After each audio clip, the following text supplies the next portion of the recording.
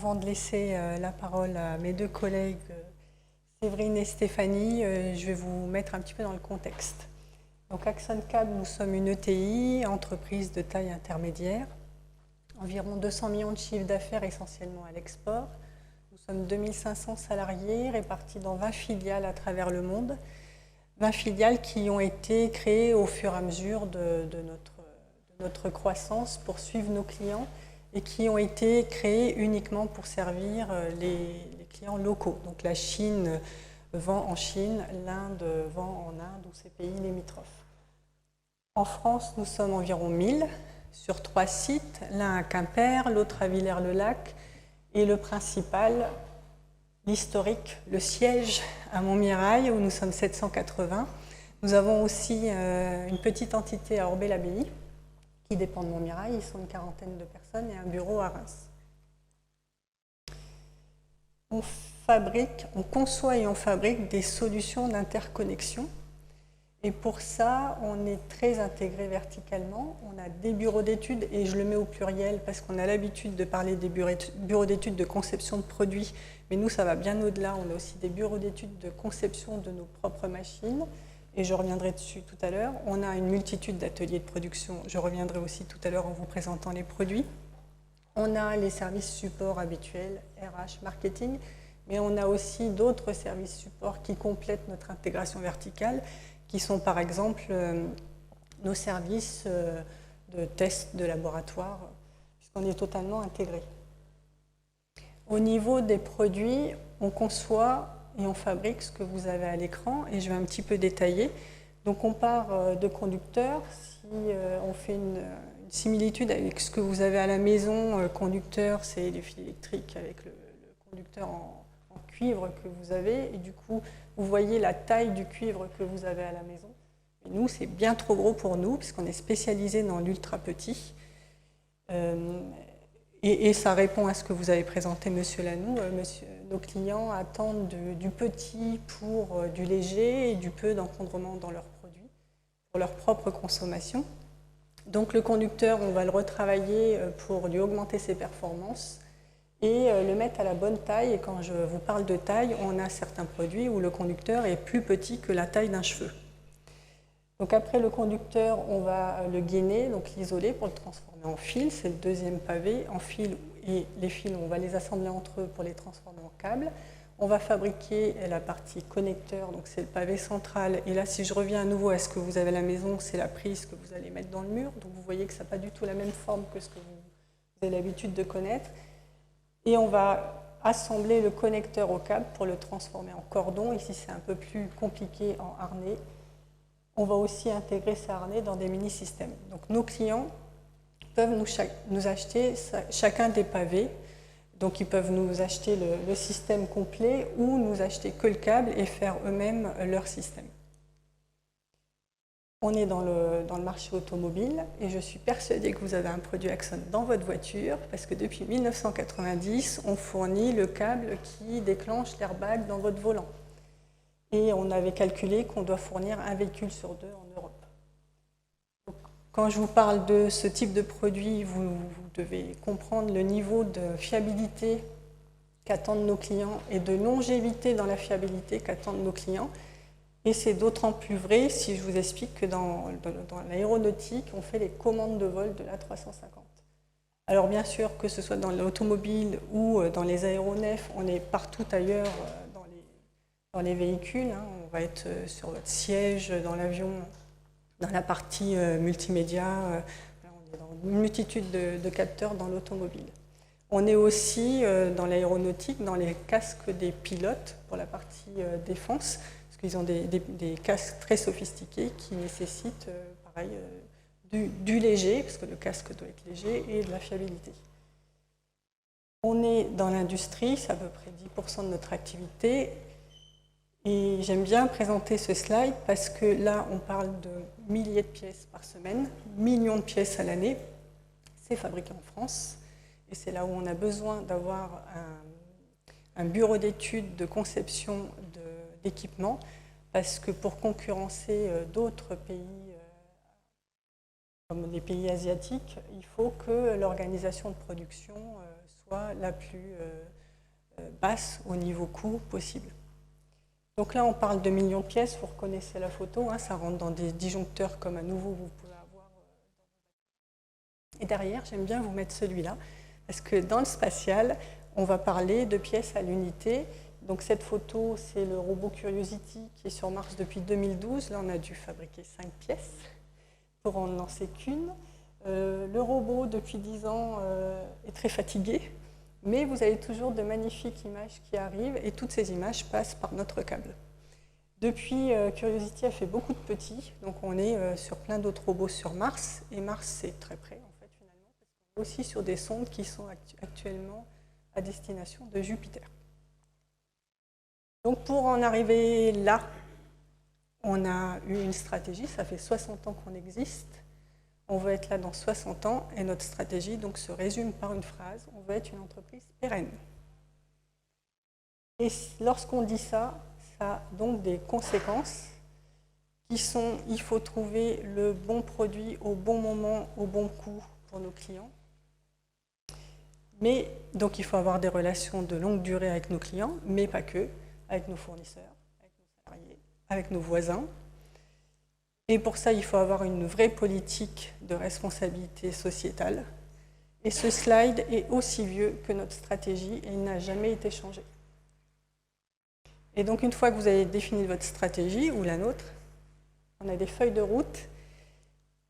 Et je vais laisser Séverine parler de quelques lignes de notre feuille de route recrutement et fidélisation du personnel. Et ensuite, Stéphanie de parler de quelques lignes de notre feuille de route respect de l'environnement. Séverine. Merci. Merci Olivier pour l'introduction des collaboratrices et des collègues. Dans la feuille de route précédente, donc on évoquait... Je reviens en arrière. Voilà, de la partie verte, l'eau, la biodiversité, la flore, la faune. Sur ce type d'action, un industriel comme Axon, qu'est-ce que vous pouvez mener ? Alors l'eau, par exemple, on a mis en place un équipement de retraitement des eaux. On est en circuit fermé pour notre consommation d'eau. Donc on réinjecte dans l'entreprise toute notre eau, après avoir été dépolluée par nous-mêmes. Pour la biodiversité, c'est vrai que c'est souvent pas associé à des entreprises industrielles, mais on fait quand même plein de choses. Depuis 1996, on construit tous nos bâtiments avec des toitures végétalisées, tous nos bâtiments neufs, quand techniquement c'est possible avec des toitures végétalisées. Donc on commence à en avoir beaucoup. Ça a un autre avantage en complément de la biodiversité, c'est que c'est un très bon isolant. Donc ça nous permet d'avoir certaines zones absolument pas climatisées, tout en ayant un parfait confort pour les salariés qui travaillent. En biodiversité aussi, comme nombreux sites industriels, on a nos bâtiments, nos parkings, mais entre les deux, on a des zones inoccupées. Elles sont toutes végétalisées. Depuis quelque temps, on a même arrêté des tontes de certaines zones. Et depuis le printemps, on a des nouveaux collaborateurs à 4 pattes. On y a mis des moutons. Et puis bien sûr, ces zones-là, on y réfléchit comment... Donc on a replanté des arbres l'année dernière. C'est pas si simple parce qu'en site industriel, il y a plein de canalisations qui passent, donc il faut réfléchir à tout ça, mais on a replanté des arbres. Ça a aussi un autre avantage, c'est que tous nos salariés font toute leur pause dès que le soleil arrive dehors et ça leur fera de l'ombre dans quelques temps. Parfait, merci beaucoup pour ce focus biodiversité et industrie. Et donc c'est Séverine Blondeau qui prend la suite et puis qui ouvre la partie ressources humaines. Bonjour à tous. Donc j'ai la joie de faire un métier, d'occuper un poste où je n'ai aucun temps pour m'ennuyer. Je vous le promets, les ressources humaines, c'est très vaste. Il se passe beaucoup de choses. Et puis on a la chance, j'ai la chance de travailler dans une entreprise industrielle qui est toujours dans l'innovation. Et donc on a beaucoup d'opportunités pour mettre en place des innovations, même en RH. Donc l'objectif de ma très courte présentation, je regarde le temps, c'est de vous présenter ce que l'entreprise a mis en place spécifiquement en ressources humaines pour assurer sa croissance.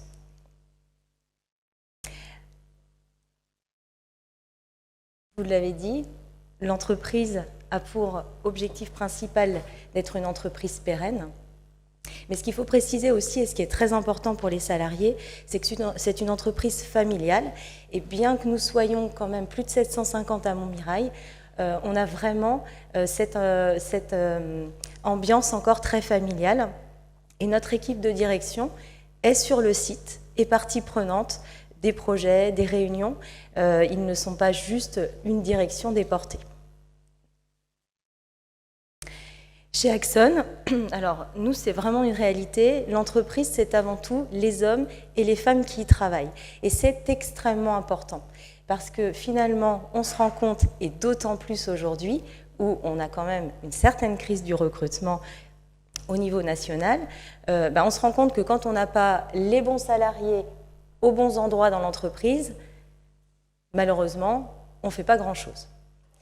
Donc, depuis la nuit des temps, depuis qu'Axon existe, il a toujours été fondamental de prendre en compte ces humains dans l'entreprise, leur évolution dans l'entreprise et bien sûr leur bien-être aussi. Donc, sur cette photo que j'adore, alors qui est déjà un petit peu ancienne, vous voyez que chez Axon, on a des hommes, des femmes, et puis vous voyez des moins expérimentés, des plus expérimentés aussi, et on est à peu près autant d'hommes que de femmes. Alors, je pense bien que c'est illisible, hein, on est d'accord. Donc ce slide, il est juste là pour vous dire qu'aujourd'hui, les fonctions ressources humaines, il y a énormément de sujets à traiter dans l'entreprise. Alors bien sûr, on est une équipe de 7 personnes, on ne peut pas tout faire pour l'entreprise, mais c'est vraiment, on est le support, on va dire, on déploie toute cette partie-là dans l'entreprise, mais finalement, les RH, c'est aujourd'hui la problématique de tout le monde dans l'entreprise, en fait, hein, puisqu'on a besoin de tous les collaborateurs. Alors, je vais revenir sur certaines parties seulement, parce que je vais pas vous inquiéter, ne vous inquiétez pas, je ne vais pas vous faire l'intégralité de toutes les parties. Et puis, je vais mettre en valeur ce que l'on fait et qui est peut-être un tout petit peu différent de ce que les entreprises ont l'habitude de faire. Le recrutement. Est-ce que dans vos entreprises, vous avez des problèmes de recrutement? Ne me dites pas non, parce que sinon, je vous fais monter à ma place. Aujourd'hui, le recrutement, c'est quand même un enjeu au niveau national. Qu'on soit à la campagne, en ville, les problématiques sont les mêmes. Quand on arrive aux abords de la foire, vous avez vu le nombre de voitures floquées, nous recrutons. Le nombre d'entreprises qui sont sur la foire et qui recrutent. Nous-mêmes, nous recrutons. Donc, si vous voulez rencontrer les collègues qui sont sur le stand, on a une dynamique de recrutement. Donc oui, c'est un problème. Alors, nous avons déjà les solutions. Parce que, comme nous sommes donc à Montmirail, 3600 habitants, et que nous n'avons pas forcément d'autres moyens qu'une voiture pour venir travailler, effectivement, on a quand même des freins pour que les personnes arrivent jusqu'à nous. Donc ça fait de nombreuses années qu'on est déjà structuré pour accueillir les gens. Pour le recrutement, on utilise plusieurs solutions, alors qui sont quand même plus ou moins innovantes, parce que ça fait déjà longtemps qu'on les utilise. Est-ce que vous connaissez la MRS, proposée par Pôle emploi? Personne? Il y a forcément des gens qui connaissent, mais vous n'osez peut-être pas le dire. Donc, méthode de recrutement par simulation. Notre partenaire privilégié pour le recrutement, c'est Pôle emploi. On définit une séance avec des exercices, les personnes passent les exercices et si elles les réussissent, la personne a forcément les habilités pour le faire. Ensuite, reste à prouver sa motivation. Nous avons recruté des gens que l'on n'aurait jamais pris sur CV. Un exemple, Rosemary était styliste à Paris. Elle avait toutes les habilités pour devenir opératrice sur machine à commande numérique. C'était en 2017. Et dans son entretien de recrutement, elle me dit « Je suis styliste à Paris ». Je dis « Alors, prouvez-moi que ce poste d'opérateur sur machine à commande numérique peut effectivement vous convenir, parce que c'est quand même très éloigné. » Donc si on avait simplement rapproché le CV, on ne l'aurait pas forcément rencontré. Et pour me convaincre, elle m'a juste dit « Vous savez, moi, mon objectif dans la vie, c'est créer. Que je crée avec du tissu ou de la matière métallique ou plastique, eh ben, ça me plaît quand même. Elle est encore dans notre entreprise depuis tout ce temps-là et elle est devenue une opératrice expérimentée sur nos machines très pointues en commande numérique. Nous travaillons pour les cadres aussi avec l'APEC, notamment avec Bruno Lestingy, le directeur de l'APEC de Reims. L'APEC est un conseiller incontournable dans le domaine du recrutement.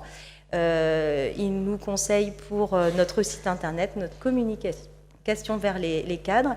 Il a une excellente connaissance des jeunes cadres qui arrivent sur le marché, donc on s'appuie vraiment sur leurs compétences. Depuis 2021, on avait effectivement stoppé les recrutements en 2020 suite à la pandémie Covid, et puis notre activité elle est repartie très fort. On a eu une forte croissance, donc on a eu besoin de recruter dès avril 2020. Et donc là, avec le responsable de production, Michael, qui est là dans la salle, on recevait 0 CV. Donc le recrutement, comme on l'avait toujours fait en se disant on reçoit le CV, on reçoit la personne, ne fonctionnait plus. Donc nous avons mis en place le recrutement sans CV, mais réellement sans CV, parce qu'il y a 2 choses qui me choquaient dans les entretiens de recrutement. La première, c'est qu'on était focalisé sur un CV, donc sur un passé finalement du candidat. On était focalisé sur les trous dans le CV. Et puis aussi, on lui posait toujours la fameuse question à la fin de l'entretien, « Vous avez des questions ?» Et là, on était dans une salle, et je voyais le désarroi du candidat qui n'avait jamais mis les pieds dans une entreprise industrielle et qui se disait, à mon avis dans sa tête, « Qu'est-ce que je peux poser comme question? Vite, il faut que je trouve une question. » Et puis la question, elle était toute bête, et le manager me disait, « Tu vois, il n'est pas intéressé. » Et donc je me suis dit, effectivement, mais on ne le met pas vraiment dans les bonnes dispositions. Donc aujourd'hui, et on aura une prochaine séance de recrutement sans CV le 15 septembre au Château de Montmirail, on reçoit le candidat, on parle de lui maintenant, de ses envies, de son projet de vie, et c'est comme ça qu'on fait des découvertes assez exceptionnelles de personnes qu'on n'aurait pas retenues sur CV, mais qui par contre peuvent tout à fait basculer dans le domaine de l'industrie. Et ensuite, on les reçoit dans les ateliers. Donc là, ils voient l'environnement de travail et ils peuvent effectivement poser leurs questions. Alors on travaille, je vois les gens de la région Grand Est avec qui on travaille qui sont là. On travaille aussi sur un projet avec des entreprises autour de Cézanne, une plateforme d'échange des CV, parce que par exemple chez Axon, nous recrutons des opérateurs, mais uniquement sur de l'équipe, donc sur des horaires d'équipe. Donc parfois, ils sont intéressants, mais on ne peut pas les intégrer. Donc l'idée, c'est effectivement de pouvoir les proposer à d'autres entreprises locales, voire à les renvoyer vers le Greta s'ils ont besoin d'une formation particulière. Alors pour attirer toutes ces personnes dans l'industrie, qui n'est quand même pas le secteur le plus connu en France, on doit faire pas mal d'actions pour promouvoir l'industrie et surtout les métiers de l'industrie. Alors qu'est-ce qu'Axon fait? Donc on prend énormément de stagiaires, donc de tout niveau, des petits troisièmes, on leur fait découvrir un parcours des différents métiers qu'on peut trouver chez Axon, jusqu'au projet de fin d'études des ingénieurs. On organise avec les écoles, alors je ne sais pas s'il y a des gens dans la salle qui font partie de structures scolaires, mais nous sommes tout à fait ouverts à faire visiter l'entreprise à vos élèves, à vos étudiants. Et puis, comme l'année dernière, au mois de décembre, pendant la semaine de l'industrie, nous organisons à Montmirail un grand événement dédié à la présentation des métiers de l'industrie. Alors, je vous l'ai dit, donc le jeune qui vient passer un entretien, sa première question, c'est quelle est la ligne de métro pour venir chez vous? Je lui dis, on n'a pas de métro. Alors, le RER, on n'a pas de RER. Et alors, on arrive au bus. Quelle ligne de bus? Alors, du coup, on n'a pas de bus non plus. Donc, heureusement, il y a Blablacar. Mais on s'aperçoit que beaucoup de jeunes qui ont toujours vécu en ville, finalement, n'ont pas réellement passé leur permis de conduire, pour certains, et encore moins de voitures à disposition.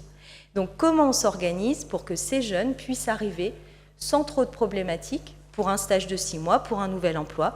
Et bien, donc, Axon détient 60 logements dans l'entreprise, mais aussi dans la ville de Montmirail, pour accueillir tout de suite les jeunes. Donc, un recrutement chez nous, ça peut se faire en 3 jours. Vous venez passer votre entretien, on vous valide, et hop, on vous réserve le logement, vous pouvez arriver sans problème, tout est prévu pour les jeunes. Alors sur le stand, pour ceux qui auront le temps d'y repasser, vous pourrez voir quelques images des logements que l'on propose, et notamment cette image, elle est prise dans l'ancien cloître d'Orbel-Abbaye, où on a installé notre usine et on a à peu près une quinzaine de logements. Alors, ce qui est important, le recrutement, c'est très bien. Ça ne va pas sans l'intégration. Donc, on a des parcours d'intégration adaptés pour nos collaborateurs qui viennent d'arriver. Mais si on n'arrive pas à les fidéliser, c'est un peu, voilà, on a un peu perdu le jeu. Donc, on est très attentif à fidéliser les collaborateurs sur le territoire en leur proposant d'évoluer dans l'entreprise. J'en suis un exemple. J'ai travaillé 11 ans au marketing et ensuite voilà, j'ai pu changer de poste et travailler au service RH. Aujourd'hui, tous les managers chez Axon sont des gens qui occupaient d'autres postes avant. Donc il y a vraiment cette promotion interne qui est très importante. Nous développons également un plan de formation qui est assez énorme, sur mesure. Donc nous faisons intervenir, on a un réseau de formateurs internes, mais nous faisons intervenir beaucoup de structures spécialisées. Et puis,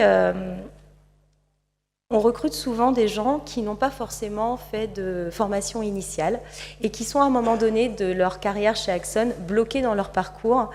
Et donc là, on a mis en place, notamment avec l'aide de l'OPCO, de la région Grand Est encore et de Pôle emploi, des parcours qualifiants aussi avec nos partenaires pour justement les emmener vers de nouveaux métiers.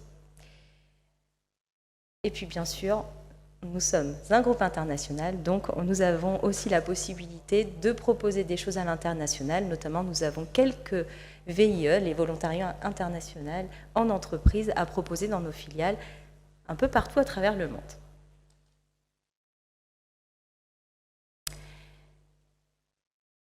Je ne sais pas si certains ont été là mardi. Nous avons fait une conférence sur notre service de santé au travail, la médecine du travail, et notamment dans cette conférence, on a parlé de pratiques physiques et sportives en entreprise. Et bien, chez nous, c'est une réalité. Nous avons depuis 2016 mis en place un programme qui s'appelle Actionnaté, qui veut dire bouge-toi, qui permet aux salariés de découvrir chaque trimestre une nouvelle activité dans l'entreprise. Alors, qu'elle soit basée sur l'échange comme le baby-foot ou plus sportive comme la course, ou alors des activités très sportives comme le Strong Nation. Et donc, le but, c'est pour nous de présenter aux salariés ce qui existe, et si le salarié adhère, il peut continuer dans une association locale, parce qu'on travaille toujours avec des partenaires locaux. Notre prochaine action, Actionnaté, ce sera créer un groupe de marche pour l'opération Octobre Rose, qui aura lieu le 7 octobre à Montmirail. Donc on va faire une petite équipe de marche d'Axoniens pour cette opération. La dernière en date, c'était la marche nordique, donc qui est une activité qui est assez accessible. Donc Axon a acheté une vingtaine de paires de bâtons. Nous avons été formés, nous sommes plusieurs à avoir été coachs de groupes de marche nordique. Cette photo, elle est prise, on a marché 20 minutes. C'est moi qui ai pris la photo, on a marché 20 minutes au-delà de l'entreprise Axon un soir, et on a pris cette photo-là. On a quand même de la chance de travailler à la campagne. On en a déjà parlé, donc il est très important dans l'entreprise de, on va dire, mettre en place des choses pour l'environnement, mais surtout de communiquer envers les salariés, parce que c'est vraiment très important, notamment pour les jeunes générations, d'être sûr que l'entreprise est dans la démarche et agit dans cette démarche environnementale.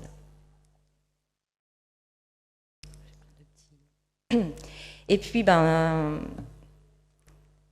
sans voiture, on ne vient pas travailler à Montmirail, sauf si on y habite.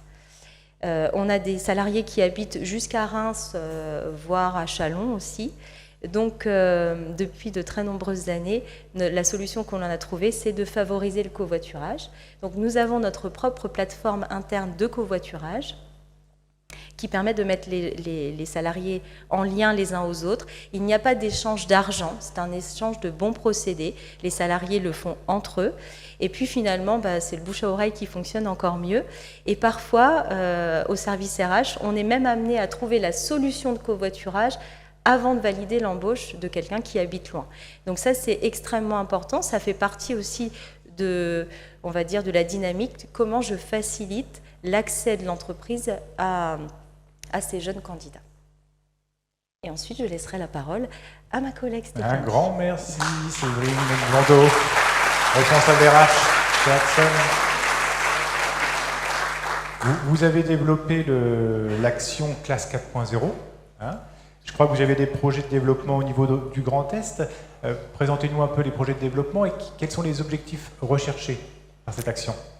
Alors, je vais revenir sur l'action classe 4.0. Donc, chaque année, depuis de très nombreuses années, nous accueillons 60 élèves de 3e, mais ils viennent passer une semaine dans l'entreprise pour découvrir les métiers, pour découvrir que finalement, ce qu'ils apprennent à l'école, ça leur servira certainement dans l'entreprise. Donc, nous travaillons aujourd'hui avec les écoles de Montmirail et de Cézanne. Et donc, notre PDG, M. Puzot, est en contact avec le rectorat pour essayer de développer, avec l'appui du club ETI Grand Est, et que d'autres entreprises locales puissent accueillir comme ça des élèves de 3e pour les aider aussi dans leur orientation professionnelle. Et puis, on va même proposer aussi maintenant aux plus petits, dès la 5e, de venir au moins visiter l'entreprise et découvrir qu'il y a plein de métiers super dans l'entreprise. Ouais, c'est ça, promotion de l'industrie dès la 5e. C'est ça. Merci beaucoup. Et c'est votre collègue Stéphanie Achard qui prend la suite. Stéphanie est adjointe responsable au Bureau d'études export et puis nous allons développer le sujet des actions durables. Tout à fait. Donc la démarche durable chez Axon, en passant aujourd'hui plus en détail par la partie éco-conception, c'était quelque chose d'assez naturel chez Axon parce que vous avez pu le voir, on parle de pérennité. La pérennité d'une entreprise, ça passe par la durabilité de ses produits, de ses process. Donc c'est quelque chose qui existe déjà et justement au travers des analyses qu'on a pu faire, on s'est rendu compte qu'on faisait déjà beaucoup de choses et que comme disait Séverine, on ne communiquait pas forcément très bien en interne sur ce qui était déjà fait.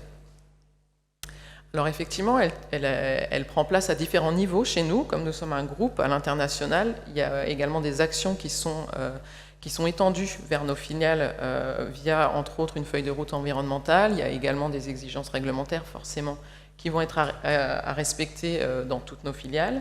Au niveau de l'usine, on fait forcément du bilan carbone. On a participé à une action de la région pour évaluer notre impact environnemental, donc de notre activité globale au niveau en regard du cycle de vie global de l'activité. On a en place des restrictions d'utilisation de produits chimiques par rapport à la réglementation, mais c'est également une volonté d'éviter d'introduire des produits chimiques qui seront nocifs. Et ensuite, en amont, on essaye de mettre en place cette démarche d'éco-conception de manière... le but, ça serait d'être plus systématique au niveau des bureaux d'études, au travers, pour démarrer, une charte d'éco-conception qui est en préparation.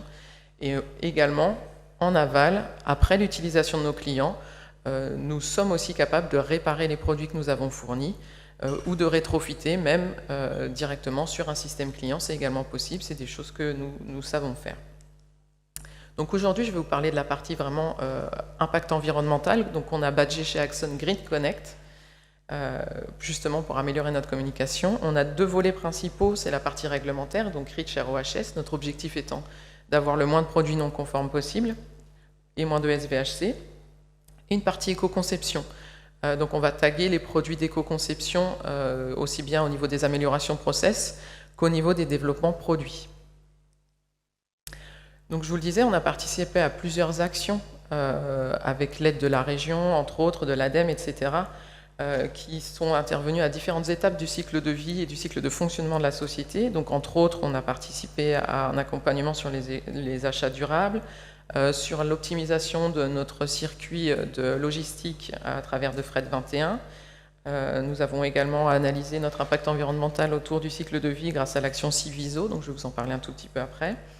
Et la partie making durable qui est encore en cours en ce moment avec la région Grand Est et l'ADEME sur la partie éco-conception. Donc on va faire un petit peu un statut de là où on en est aujourd'hui. Puis après, voilà, d'autres actions, Axocar, on en parlait, le covoiturage, la revalorisation des déchets qui, quelque part, va de soi chez nous, c'est déjà en place sur tous nos déchets, ils sont tous partis d'un circuit de revalorisation. Donc ça, c'est des choses vraiment qui vont de soi. Donc la partie impact environnemental, analyser l'impact environnemental d'une société, il faut trouver un produit ou une activité qui soit représentative de toute l'activité. C'était notre première difficulté chez Axon, parce que nos actions sont assez variées. On a choisi pour se faire 2 modèles. Le premier est un câble, donc c'est le câble bus dont je vous parlais, Madame Olivier, en départ. C'est celui qui est dans la 350, qui peut être dans les satellites, qui peut être dans les hélicoptères. Et on a analysé où se trouvait l'impact de ce produit. C'est bon, vous le voyez toujours. Donc il se trouve principalement sur les matières premières. Et là, on se trouve un petit peu bloqué parce que c'est des matières premières qui suivent des normes, etc. On ne peut pas changer comme ça. Au moins, on sait, voilà, sur ce produit, c'est surtout les matières premières.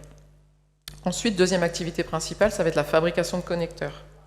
Et là, la répartition est un peu plus compliquée à analyser. Donc on a un gros poste qui va être sur les services supports, difficile à attribuer spécifiquement à un produit. Donc voilà, ça reste un gros poste. Un gros poste également sur la fabrication, mais vous voyez, c'est réparti entre l'énergie vraiment pour fabriquer et les kilomètres effectués par les personnes qui vont fabriquer le produit. Donc ça demande à être approfondi parce que en premier jet, on est vraiment sur du macro. Et ici, à peu près la même taille de poste que sur l'énergie, sur la matière première. Donc on s'est dit là, c'est quand même assez complexe. Ça serait bien de comprendre un peu mieux ce qui se passe sur ce produit-là. C'est pour ça que c'est celui que nous avons choisi pour l'accompagnement Making Durable, pour faire notre exercice de calcul d'éco-conception, pour vraiment comprendre ces impacts, d'où ils viennent et comment on peut les réduire. Donc voilà ce que je vous disais sur ce qu'on a décidé d'améliorer. Donc c'est ce produit-là, le connecteur micro-D. Donc comme vous expliquait Madame Olivier, on n'est pas du tout sur la prise qu'on va trouver sur le mur. Pour ceux qui ont fait un peu d'informatique jadis, on avait ce qu'on appelle un sub-D, donc qui ressemble un petit peu, mais là on est déjà 2 fois plus petit. Donc on est plus sur de l'application militaire, en plus spatiale, donc on va avoir besoin de fiabilité, de résistance aux environnements sévères. Donc la démarche d'éco-conception qu'on est en train d'accomplir sur ce produit, elle commence par une analyse du cycle de vie. Donc où sont nos consommations, matière, énergie, déplacements, d'où ils viennent et comment les réduire. Donc pour le moment, on est vraiment sur où ils sont. Ensuite, le prochain atelier qui a lieu la semaine prochaine, ça va être qu'est-ce qu'on peut trouver comme idée pour les réduire. Ensuite, on aura un plan d'action à mettre en place pour réduire. Et puis des explications, des guidelines sur la communication liée à cela. Donc, comme je vous le dis, on est ici, l'idéation, c'est la semaine prochaine à Nancy avec toute l'équipe du Making Durable. L'objectif étant de terminer, donc avec au moins une piste viable et évaluée d'éco-conception pour le mois de mars l'année prochaine. C'est ce que je vous expliquais, diagnostic stratégique, environnemental, les solutions, la mise en application. On espère qu'on va trouver. Donc là, l'état des lieux, soyez indulgents, c'est vraiment l'état des lieux de mon calcul à la semaine prochaine. À la semaine dernière, pardon, j'ai modifié mon calcul encore la semaine dernière. Vous avez reconnu le logiciel, j'imagine. Donc ça, c'est l'état des lieux de remplissage des données. Matière première, c'est facile. On sait ce qu'on utilise, pas de problème, on remplit facilement. Circuit d'approvisionnement, on maîtrise assez bien. À epsilon près, on est assez précis sur les circuits d'appro de ce qu'on utilise. On est principalement sourcé en Europe, on n'est déjà pas si mal. Fabrication, on n'est pas trop mauvais non plus. Il y a quelques machines dont on a été mesuré les consommations réelles, parce que c'est des process vraiment spécifiques, c'est des choses qu'on ne va pas trouver dans les tables. Donc on a pris le parti de mesurer la consommation de nos machines spéciales, et puis on va les rentrer dans nos bases de données pour plus tard. Distribution, alors là, c'est la grande inconnue. Trop de variables. Pour le moment, c'est sorti du scope. Utilisation, c'est pareil. On n'a absolument aucune idée de ce que les gens vont faire de nos connecteurs. On a une petite idée, mais ils ne vont pas nous donner le détail. On ne sait pas combien de temps ils vont être utilisés avant d'être remplacés. Ça, c'est vraiment très difficile à avoir. On essaye de commencer à questionner. C'est quelque chose qui commence à être un peu plus accepté auprès de nos clients parce qu'ils sont demandeurs d'amélioration de l'impact environnemental, donc il faut qu'ils communiquent aussi. Fin de vie, pareil, compliqué. Un missile, j'ai essayé la blague avec un auditeur de lui dire bah, c'est un missile, ça va s'autodétruire. Ça ne l'a pas fait rire. Je n'essaye plus cette blague. Donc il y a beaucoup de circuits aussi, il y a des circuits de revalorisation qui existent chez nos clients, mais on ne les connaît pas forcément. Donc c'est pareil, on met en marche la démarche de questionnement chez eux. Donc, première image de l'impact de notre produit. Donc connecteur mâle ou femelle, on va être sur le même style d'impact pour le kit de produit. Après, on a les chutes. Alors, on a voulu séparer les chutes matière et chutes énergie parce que dans l'analyse précédente, on s'est rendu compte qu'il y avait beaucoup de chutes en termes de matière. On voulait creuser ça. Et après, on a différentes étapes d'emballage parce que le kit de connecteur qu'on analyse, donc on le fabrique à Montmirail, mais on va l'envoyer en filiale pour qu'il soit transformé en connecteur ou en harnais.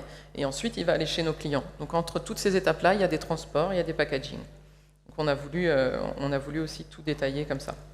Donc, vous voyez quand même, il y a 3 colonnes parce que j'ai choisi 3 critères d'impact pour moduler un peu l'impact.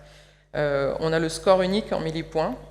C'est une espèce de grosse usine à gaz qui va mixer le fait qu'on raréfie les ressources, qu'on va polluer l'eau et puis qu'on émette du gaz à effet de serre.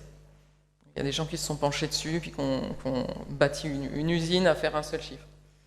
De la même façon, il y a des gens qui ont bâti une autre usine à faire un autre chiffre qui est 1 kilo équivalent CO2. Ils sont réunis longtemps, je ne remets pas en question ces calculs-là. Et également le critère utilisation, raréfaction des ressources fossiles. On est quand même assez cohérent sur les résultats et sur la localisation de l'impact. Donc c'est plutôt rassurant. Ensuite, je suis descendu d'un niveau pour vraiment descendre au niveau du composant lui-même et pas du kit.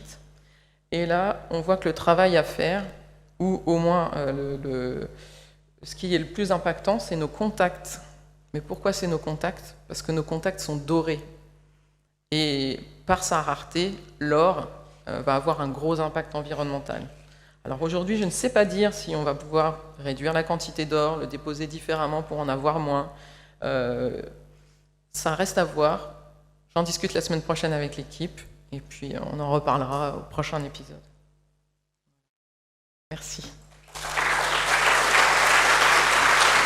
Merci beaucoup Stéphanie Achard, qui travaille donc au bureau d'études. Merci pour cet exposé sur l'éco-conception. Donc l'éco-conception suppose de mener en amont l'analyse de cycle de vie du produit. Et donc quel est le niveau de complexité d'intégration de ce concept au sein de l'organisation et puis des collaborateurs? Alors la première rencontre avec l'analyse du cycle de vie fait peur, très peur. Et en fait, une fois qu'on a un peu trempé dedans, on sait où trouver les informations. Et puis j'ai une collègue que nous avons embauchée en tant qu'assistante éco-conception qui se spécialise vraiment dans cette partie-là, qui va commencer à bien maîtriser le logiciel. Donc plus on en fait, plus on apprend et plus on maîtrise. On a un client, par exemple du spatial, qui nous a demandé de faire l'analyse sur tous ces cordons jusqu'au lancement. Donc, les cordons, il y en a une trentaine. Ça ne nous a pas fait trop peur.